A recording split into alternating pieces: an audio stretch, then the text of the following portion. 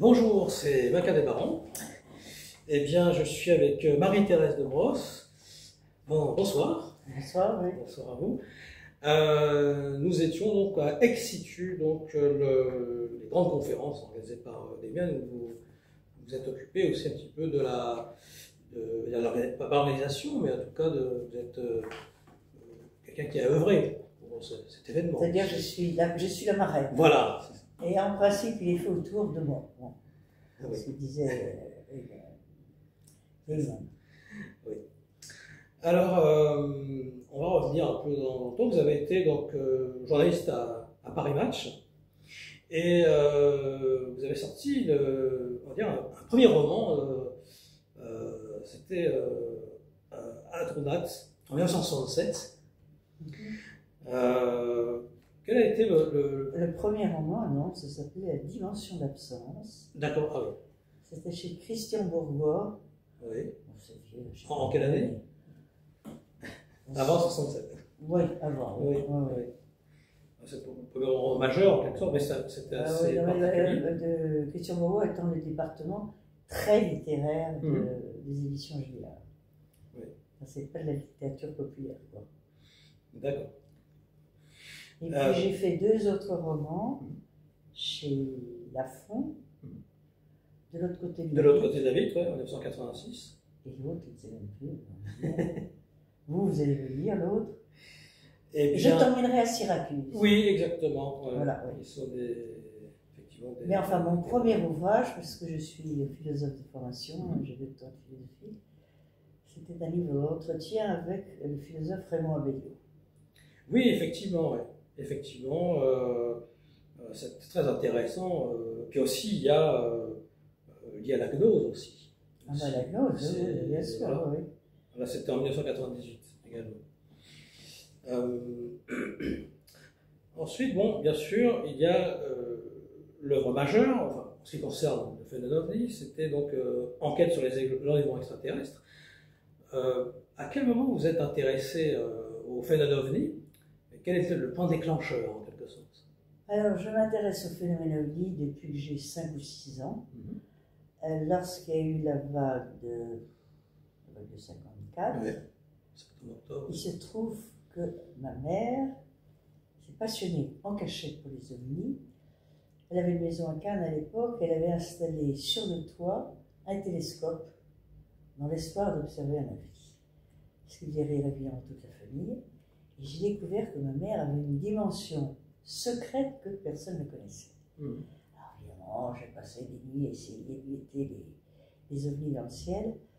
Mais c'est quand j'ai découvert le phénomène des enlèvements que j'ai vraiment mis le pied à l'étrier. C'était quelque chose dont on ne parlait absolument pas en France. Il faut savoir que les phénomènes d'enlèvement, entre guillemets, étaient connus par les ufologues américains qui ne voulaient pas en parler. Les ufologues américains voulaient, c'était le début de l'ufologie, se faire prendre très au sérieux par le gouvernement. Et ils se disaient, bon, on cherche à convaincre le gouvernement américain qu'il y a des objets qui ne viennent pas de notre terre, qui viennent nous visiter. C'est déjà énorme. Si on va leur dire que ces objets viennent et qu'ils débarquent des gens sur Terre et que ces visiteurs vont enlever des terrestres, on va nous prendre pour des fous furieux et ça va fiche en l'air toute notre réputation. Donc, nous ne parlerons jamais officiellement des enlèvements. Et je découvrais que les associations ufologiques recevaient énormément de témoignages qu'ils n'avaient même pas le temps d'enquêter. C'est-à-dire, ils les archivaient, mais il y en avait tellement qu'ils ne pouvaient pas enquêter, ils se contentaient de les stocker pour ne pas les perdre.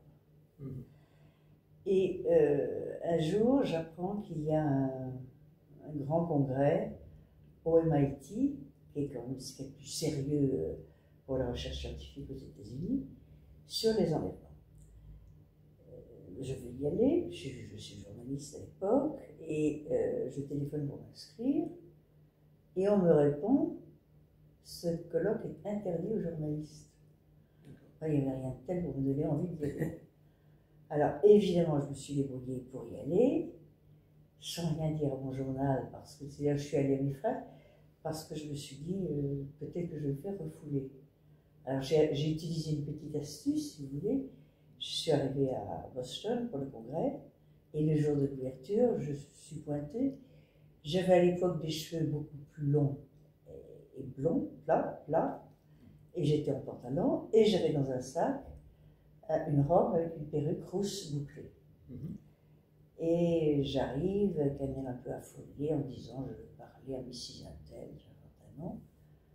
Alors les gens du MIT regardent sur les listes, me disent, non, mais cette dame ne fait pas partie, ni des intervenants, ni du public. Je dis, non, pas du tout, elle travaille au MIT, elle travaille au Edison. Et son mari a un accident très grave, j'ai voulu que ce soit moi qui le prévienne, que 911, qui est le police secours américain. Les Américains m'ont laissé rentrer. J'en ai profité pour assister au congrès qui était très passionnant, il faut préciser, parce qu'à ce moment-là, toute la communauté des psys était en plein désarroi, tellement les psychiatres, les psychologues, les neurologues recevaient des patients affolés qui leur racontaient qu'ils étaient visités par des extraterrestres. Et ça, pour la communauté des psys, c'était un phénomène totalement nouveau. Vous pouvez, dans les asiles psychiatriques, c'est ce que je dis toujours, être visité par Marilyn Monroe, mais jamais quelqu'un n'a dit qu'il est visité par des extraterrestres. Ça ne faisait pas partie des troubles médicaux recensés par le dictionnaire médical des troubles psychiatriques. Donc, ce congrès-là... En quelle année c'était? C'était en 92, si j'ai bonne mémoire. Absolument passionnant. Et quand je reviens en France, je dirigeais les documents by Match. Je fais un document qui a un succès absolument terrible et je reçois un coup de fil du directeur des éditions Plomb qui me commande un livre sur les enlèvements. Donc j'ai donné ma démission sans me soucier de ce qui allait se passer. J'ai tout plaqué, j'ai couru le monde pour faire mon livre sur les enlèvements. Voilà. Là, on est en 95. Ah bah c'est un ouvrage sérieux. On va peut-être s'arrêter là. On les laisse passer.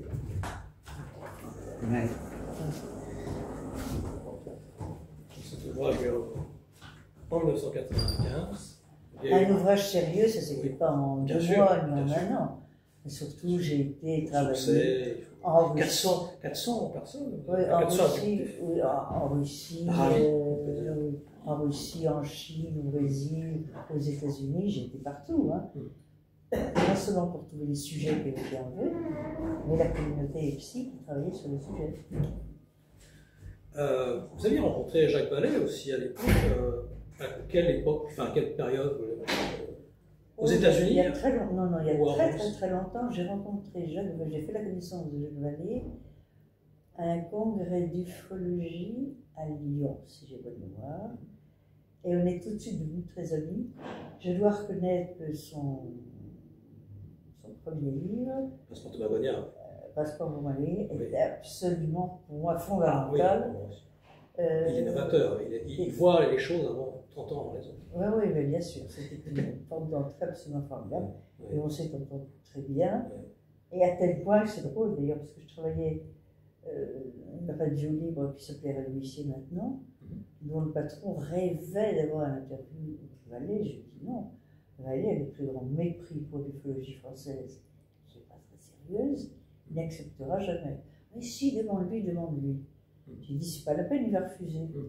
J'appelle Jacques qui vit aux États-Unis, et Jacques me répond, mais enfin, je n'ai rien à refuser, Marie-Thérèse de Boisse. C'est comme ça que ça s'est fait. Oui, cette interview mémorable, effectivement. Et c'est vrai que Jacques Vallée a contribué à, on va dire, l'explosion de l'ufologie française en 1975, avec Pierre Biroudi, avec Éric Sancher, qui ont en fait été suivis. Il est complètement oublié d'ailleurs. Il est complètement oublié, malheureusement. Il était visionnaire aussi. Oui, il a fait un travail très intéressant. C'est vrai, c'est rare que vous en parliez, je ne l'entends jamais citer. Hein. Oui, je le cite souvent, je lui rends ses lettres de noblesse. Mais comme Eric Zurcher, qui pendant très longtemps, avant les Coevents, était inconnu du grand public. Bon, il s'était retiré de l'ufologie pendant 30 ans aussi. Oui. Il avait. Voilà.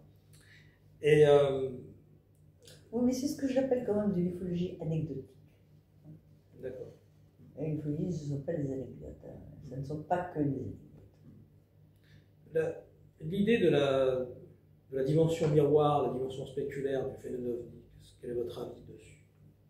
Il agirait en miroir dans ce que Jung a développé en 58 à mythe moderne. Mais absolument, moi je ne crois pas du tout que nous sommes en face d'un phénomène objectif. Je crois que nous sommes victimes de manipulations admirablement faites. Et il n'est pas du tout évident. Je crois qu'on nous donne à voir certaines choses pour nous ouvrir les yeux. Oui, c'est le projectionniste. C'est ça, oui. Je crois vraiment que ces intrusions de ce qu'on appelle les intelligences lumières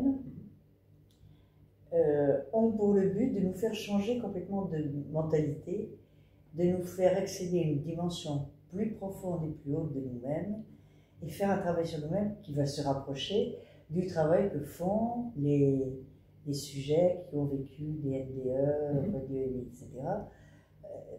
Il est question de voir une autre approche de la réalité. Ben, c'est toute l'idée de l'hypothèse exogène ou endogène. Oui, mais enfin, mais peut-être les deux.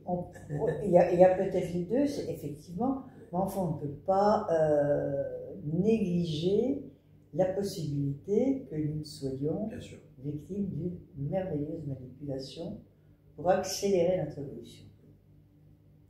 Oui. C'est le rêve éveillé dont parle Pierre Guérin aussi. Ouais. Cette idée un peu l'imaginal d'Henri Corbin aussi. Il y a pas mal de choses. En fait, en comprenant une certaine partie de l'ésotérisme, on peut comprendre le phénomène. Et Jacques Vallée était 11-3, donc il avait compris ça.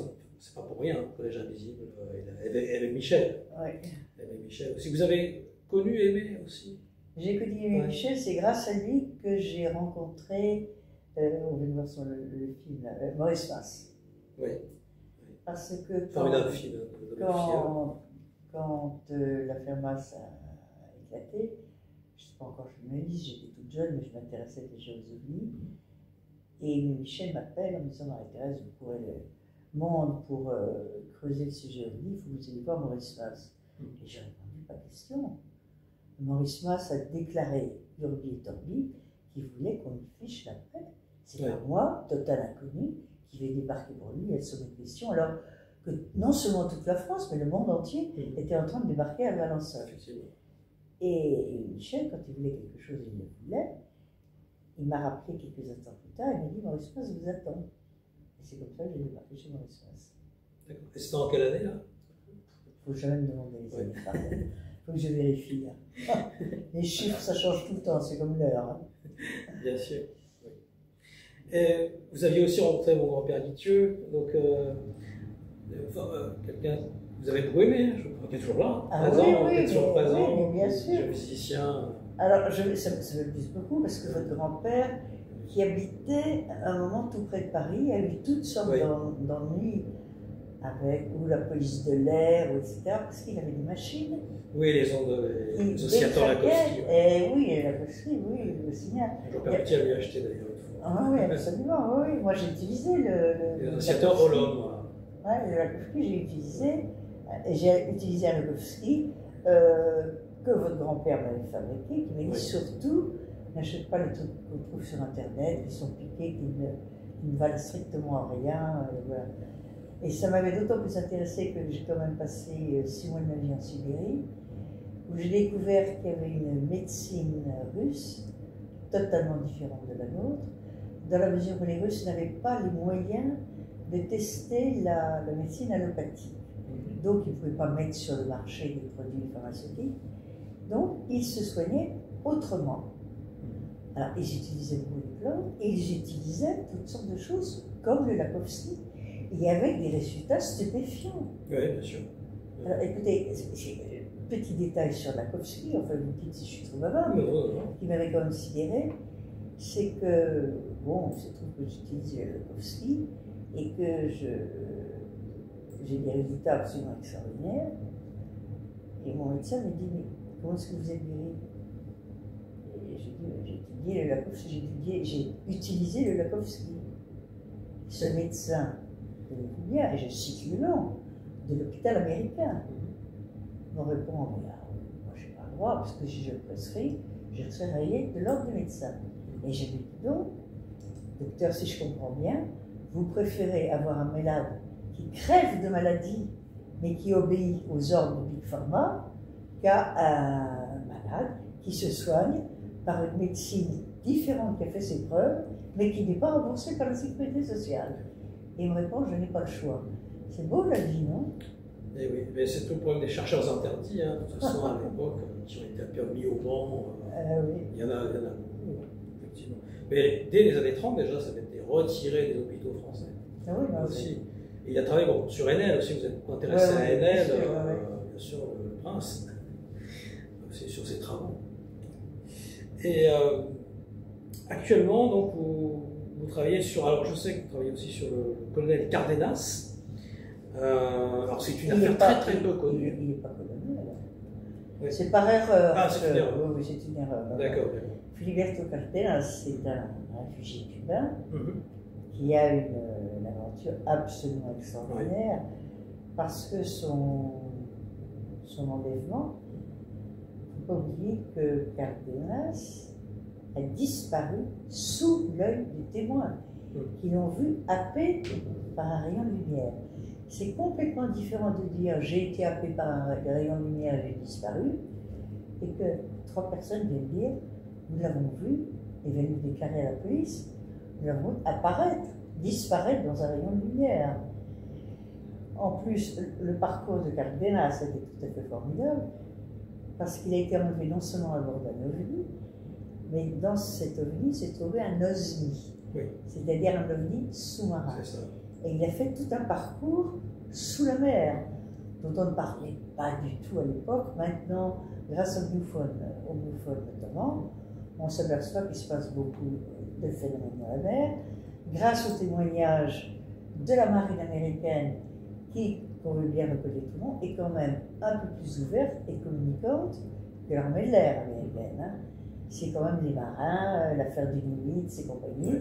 Et les marins qui disent on voit des choses plonger dans la mer, on ne comprend pas comment, et ressortir sans onde d'étrave, etc. Enfin, violant toutes les lois connues. Cardenas raconte des choses totalement invraisemblables, mais il faut être habitué à l'invraisemblable quand on travaille sur le dossier des enlèvements, qui rentre dans la mer, il n'est pas le seul qui est rentré dans la mer aux États-Unis, il passe dans des tunnels gigantesques, et ces tunnels débouchent sans transition dans les zones sèches où se trouvent des villes entières. Mais nous n'arrivons pas à comprendre tout ça. Ça dépasse. Ça fait un peu la Mirror d'une autre façon. Ah oui, oui. Et c'est un dossier que vous avez découvert quand, dans quelles circonstances? Parce qu'il n'est pas connu. Alors, non, il n'est pas très connu. Non, c'est tout à fait par hasard. Il se trouve que j'ai passé quelques temps, pas mal de temps d'ailleurs à Miami, où j'ai fait des études de sociologie à l'université de Miami. Et je me suis prise d'amitié pour la communauté cubaine. D'accord. Les Cubains à l'époque, j'étais jeune, hein, c'est vieux tout ça. Les Cubains étaient considérés comme des pestiférés par les Américains qui leur attribuaient la venue du sida. D'accord. Là, comme ça, ils n'étaient plus reçus partout, ils étaient exilés. Et moi, j'aimais beaucoup les Cubains. Et j'avais découvert chez eux ce culte que j'aime beaucoup, le Santeria, dont on a parlé ce matin. C'est très beau, c'est un culte d'origine africaine. Oui, la Santeria. La tradition yoruba. Et le maire de Miami m'avait proposé de travailler pour la communauté cubaine. Moi, j'avais donné des missions de mon boulot, mais mon compagnon m'a dit pas question de travailler avec les Cubains. Rappelez-vous les rumeurs qui circulaient sur le sida au début. Tu vas attraper le sida, tu vas me filer, etc. J'ai dit le sida, c'est pas comme ça que ça s'attrape, on va essayer. Mais j'ai, dans la communauté cubaine, trouvé un babalao et une madrina. C'est une sorte de parrain et marraine qui voulaient absolument que je rentre dans la Santeria parce qu'ils voyaient que j'avais un profond goût pour cette liturgie, etc. Enfin, ça n'arrivait à rien pour moi, européenne, d'adhérer à un culte Yoruba, vous comprenez, mais pittoresquement, etc. Et ça a été ce qui m'a permis de rentrer en contact avec ce Cárdenas, parce que Cárdenas, après ses aventures extravagantes, c'est quand même le cas le plus célèbre d'abduction de toute la Floride, et c'est un des cas les plus célèbres des États-Unis, tellement il est complexe, compliqué, avec toutes sortes de dimensions. Cárdenas était un passionné de la Santeria. Quand il a découvert, j'ai vu chez lui le portrait de Chango. Et Chango se trouve que, d'après la Santeria, ça serait mon saint patron. Bon, oui, ce sont des saints patrons. Comme je vous dis, moi je n'adhère pas à la Santeria. Oui, bon, d'accord. Bon. Et il a été absolument sidéré que je connaisse la Santeria. Une Française qui connaît la Santeria, c'est pas très répandu. Et ça a été mon sésame pour qu'il parle, parce qu'après avoir beaucoup communiqué après ses aventures, il est rentré dans un silence total et il m'avait dit, parce que la première fois où j'avais contacté, il avait refusé de me recevoir en me disant je ne parle que de Dieu et je ne m'intéresse qu'à Dieu. Le reste n'a plus rien à voir à faire avec moi. C'est un peu radical quand même. Mais ils sont très croyants, hein. Ouais, c'est autre chose. Ouais. Et actuellement, vous travaillez sur quel sujet? Peut-être un livre à venir? Mais moi je continue, en réalité ça ne m'intéresse pas de publier. Je trouve qu'actuellement on publie trop de livres et de mauvaise qualité sur les ovnis. Bon.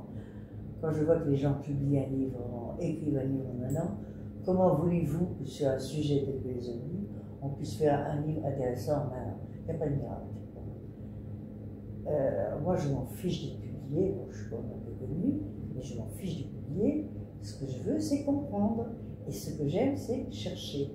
Et je poursuis toujours mes travaux sur les environnements. Je vous signale que mon manuscrit, il en est à 2800 pages. Donc c'est vraiment pour le bonheur que j'écris. Moi, je suis chez moi sur mon ordinateur, je voyage pour rencontrer les gens, j'échange, je travaille, et voilà. Et là, vous rééditez d'ailleurs Enquête sur les événements. Non, ça c'est Damien qui a décidé de le rééditer, parce qu'il est épuisé depuis longtemps. Oui. Attendez, j'ai 40 000 lettres de gens qui demandent. Oui, bien sûr. La disclosure actuellement, quel est votre avis? Alors, je vais être. Est-ce que c'est un nouveau rapport qu'on donne? Je commence à être un peu lassée du pas de balai du gouvernement américain. On avance, on recule, on avance, on recule. On a des tas de dossiers cachés, et le monde vous croyez, il y en a plus que vous croyez, etc.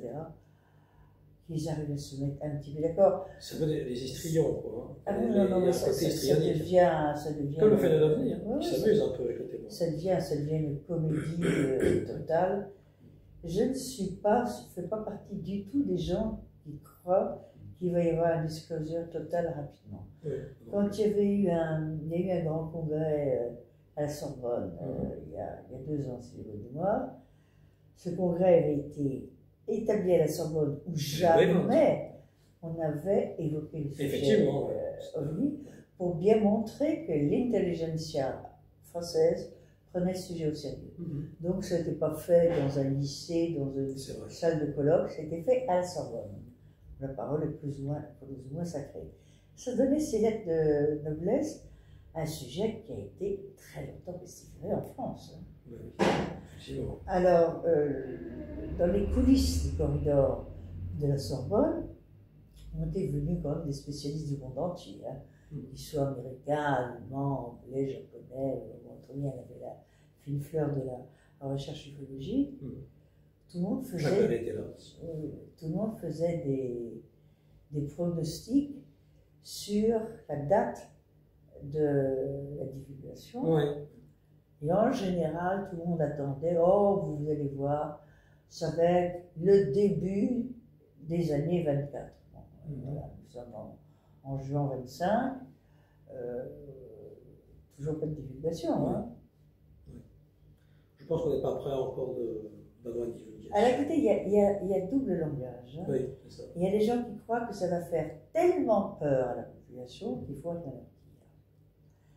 Et en même temps, il y a un autre courant qui dit qu'elle a marre des légendes. On nous a toujours appris que lorsque Orson Welles avait fait son célèbre canular, une panique totale s'était emparée des États-Unis. Quand on cherche dans les archives, pas la moindre panique.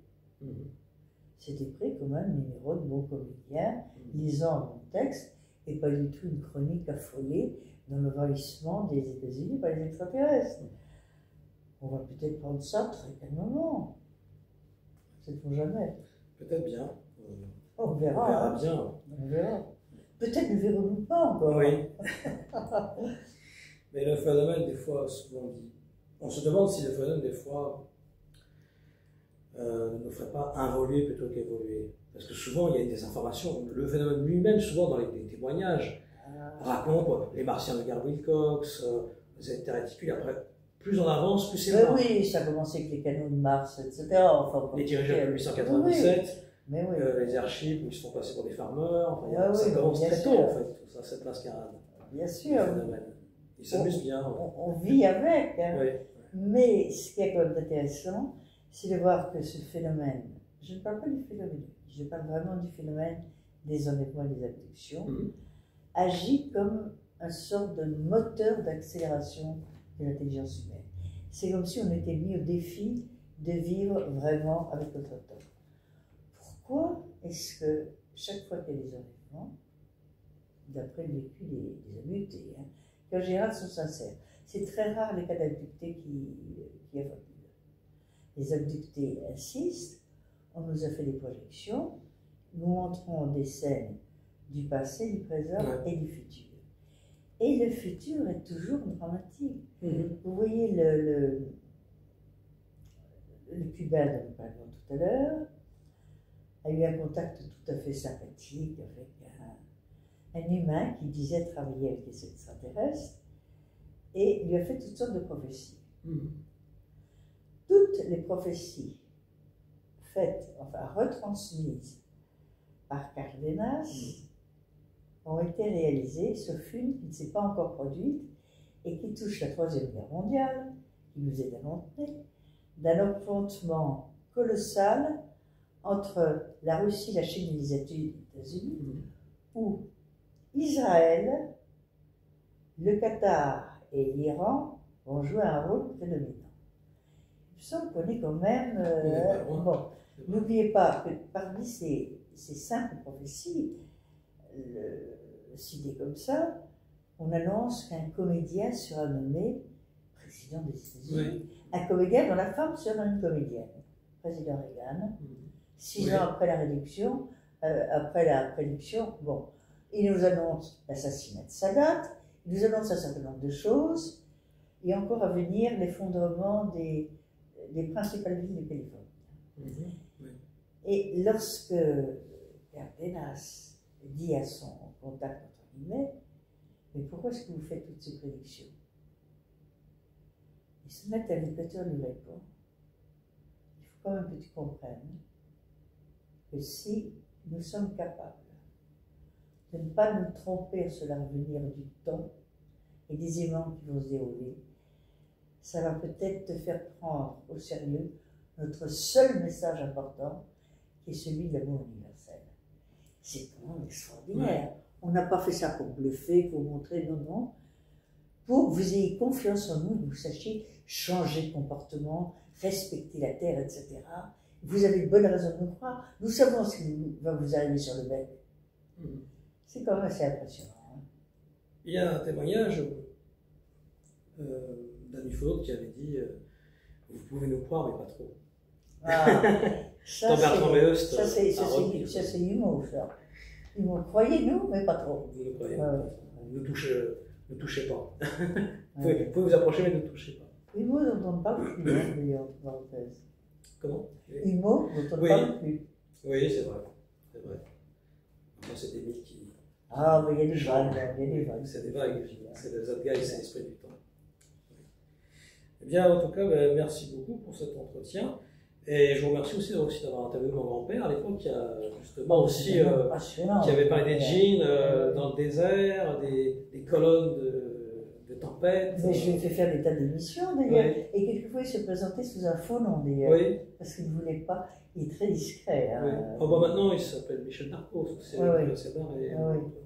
Non, mais à un moment, il cachait son nom, il ne voulait pas. Oui, il est très discret. C'est vrai. Les gens intelligents n'ont pas besoin d'avoir un ego parce qu'ils savent qu'ils sont de qualité. Hein. Voilà. Et c'est le cas de votre grand-père. C'est ça. Ok, merci. Merci, Michael. Merci à vous. Mike, pardon. Merci.